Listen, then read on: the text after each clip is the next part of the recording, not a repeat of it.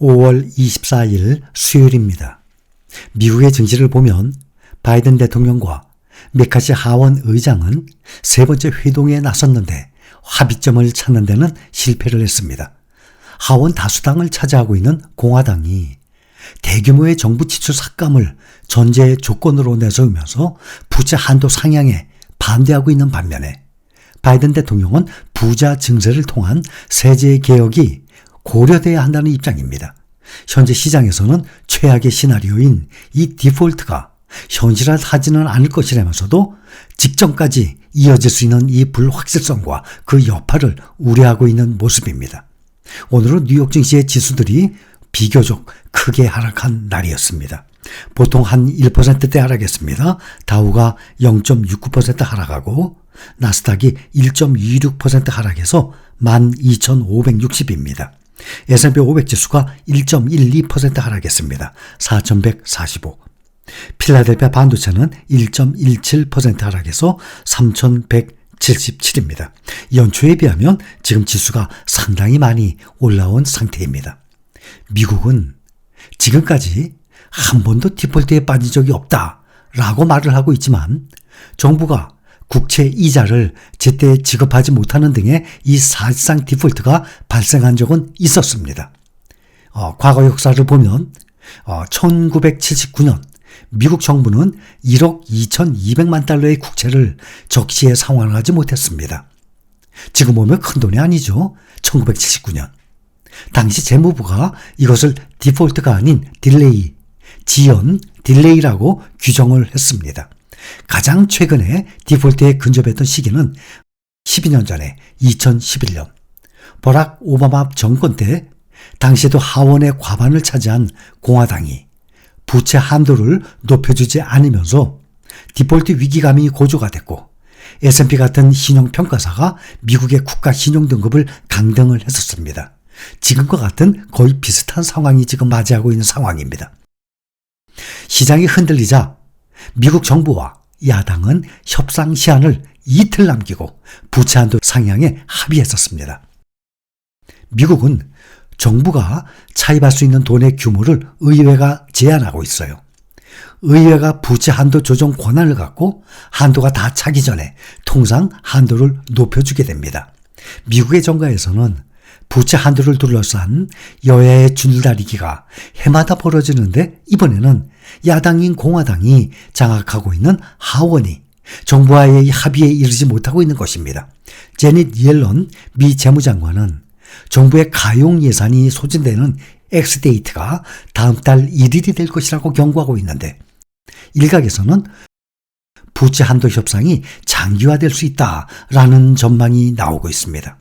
바이든 정부 하에서 부채 한도를 늘린 것은 지난 2021년 12월이 마지막이었습니다. 당시 미국 의회는 우리 돈으로 약 4경 2천조 원 부채 한도를 늘렸는데 지난 1월 이 한도가 다 차버린 거예요, 지금. 미국 재무부는 일부 기금 납부를 중단하는 등의 비상조치에 들어갔는데 지금 역부족인 상황이에요. 옐런 장관은 지난 며칠 전에도 6월 초 이르면 6월 1일이 정부의 모든 청구서를 지불할 수 없다라고 본다라고 디폴트 가능성을 경고했습니다. 6월 1일로 보는 것입니다. 옐런 장관은 엑스데이트 시점이 언제가 될 것인지에 대해서는 기관마다 조금씩 차이가 있습니다. 워싱턴 DC의 싱크탱크 초당적 정책센터는 엑스데이트를 다음 달 2일에서 13일 사이로 보고 있고 미국 의회 예상국은 다음 달 첫 주에서 두 번째 주, 또 투자은행 골드만삭스는 다음 달 7일에서 9일, JP모건은 다음 달 7일 정도로 예상을 하고 있습니다.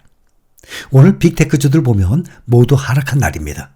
구글은 2% 떨어지고 마이크로소프트 1.8% 하락하고 또 상승세를 지속해온 올해 들어서만 2배 이상 올랐죠.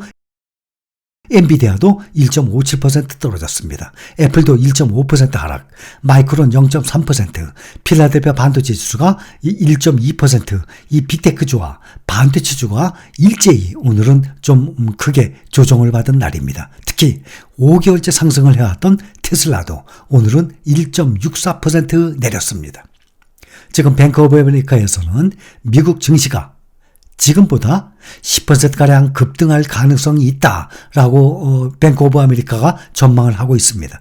뱅크 오브 아메리카의 스티븐 스토마이어 기술적 분석가는 고객 노트에서 주식은 통상 걱정의 벽을 타고 오르고 희망의 경사면에서 미끄러지는 경향이 있다라고 말을 하면서 지금은 주식시장에 희망보다 걱정이 훨씬 많다라고 말을 했습니다. 시장 조사에 따르면 응답자의 23%만이 앞으로 6개월 증시에 대해서 긍정적으로 평가를 하고 있습니다. 또한 최근 몇 달 사이 MMF 머니마켓 펀드에 현금이 쏟아오고 있으면서 투자하지 않고 대기 중인 자금이 5조 달러 이상의 사상 최고치를 보이고 있습니다. 5조 달러, 우리 돈으로 약 6,500조입니다. 뱅크 오브 아메리카의 스토마이어 기술적 분석가는 지금 주식시장 여건이 미국과 중국의 무역전쟁이 진행이 됐던 2019년, 또 2016년에 브렉시트, 또 트럼프의 대선 출마, 2012년에 유로존 재정 위기를 떠올리게 한다라고 말을 합니다. 그때 당시에 투자자들의 이 극심한 우려가 나타났음에도 결국 주가는 크게 올랐다면서 많은 사람들이 생각했던 것처럼 공포가 현실화되지 않았기 때문이라고 스토마이어는 설명을 합니다. 이번에도 같은 시나리오가 전개될 수 있다고 보고 최근 기술적 상황은 그런 상황을 지지한다라고 말을 합니다. S&P 500 지수의 지금의 저항선은 4,200으로 보고 있어요. 4,200을 뚫고 계속 상승을 한다면 이렇게 되면 작년 8월 고점 4,325선까지 앞으로 랠리가 계속 나타날 수 있고 또 이러한 패턴은 4,580까지 이어질 수 있다라고 보고 있습니다. 지금 1% 이상 떨어져서 S&P 500 지수가 4,145입니다. 또 설정 잔고 기준으로 세계 2위 규모의 자산 운용사입니다. 뱅가드, 1위는 블랙록이에요. 자산 운용사. 우리나라로 보면 타이거, 미래에셋이죠. 또 코덱스의 삼성 자산 운용이 있지 않습니까? 이렇게 자산 운용사 세계 1등이 블랙록이에요. 2위는 뱅가드입니다. 뱅가드는 지난 10년간 인플레이션을 감안해서도 연 8%의 수익률을 기록을 했던 주식시장이 앞으로 10년은 그거보다는 저조한 성적을 기록할 것이다 라고 보고 있습니다. 지수를 추정하는 이 패시브 펀드, 이 전문이에요. 뱅가드가 발표한 보고서를 통해서 미국 주식에 대해서 낙관적이지 않은 전망을 제시했어요. 뱅가드는 미국 주식의 연평균 수익률이 4.1%에서 6.1% 사이를 기록을 하고 인플레이션이 2%에서 3% 사이가 될 것이다 라고 예상을 했습니다. 또 AI, 인공지능을 보면 최근 월가는 생성형 인공지능에 잇따라 긍정적인 의견을 내놓고 있는 상황이에요. AI에 따라서 뉴욕 증시 주요 종목에 새로운 기회가 앞으로 올 수 있다라는 의견이 계속 쏟아지고 있다고 합니다. 월가 주요 투자 은행들은 뉴욕 증시 주요 기술 이 종목들과 반도체주에 일제히 긍정적인 투자 의견을 제시했습니다. 투자회사 제프리스는 마이크로소프트를 최선호 종목으로 꼽고 있습니다. 제프리스는 AI의 발전에 따라서 마이크로소프트의 주가가 400달러까지 오를 수 있다고 전망하고 있습니다. 오늘 현재 315달러. 이미 올해 30% 이상 올랐는데도 앞으로도 27% 정도 더 오를 수 있다는 것입니다. 400달러까지 현재 315달러에 있습니다. 마이크로소프트에 대한 투자 의견을 월가에서는 제시하고 있는데 54개 기관 중에 45개 기관이 매수 혹은 강력 매수 의견을 보유하고 있습니다. 마이크로소프트에 대해서 매도 의견을 낸 투자기관은 단 한 곳밖에 없다고 합니다. 또 월가의 투자은행 파이퍼 샌들러는 메타 플랫폼스에 대한 비중 확대 의견을 유지하고 있습니다. 파이퍼 샌들러는 메타의 AI 능력에 대해서 매우 강세론적인 입장이라고 평가했습니다. 또 엔비디아를 비롯한 반도체 기업에 대해서 긍정적인 의견이 쏟아졌습니다. 투자회사 스티펠은 엔비디아에 대한 매수 의견을 유지하고 목표 주가를 225달러에서 300달러로 높였는데 오늘 현재 이미 300달러 넘어가는 306달러입니다. 또 뱅크 오브 아메리카는 AMD 목표 주가를 기존 105달러에서 120달러로 높였습니다. 매수 의견을 계속 유지하고 있는데 120달러 목표 주가 오늘 현재 108달러예요.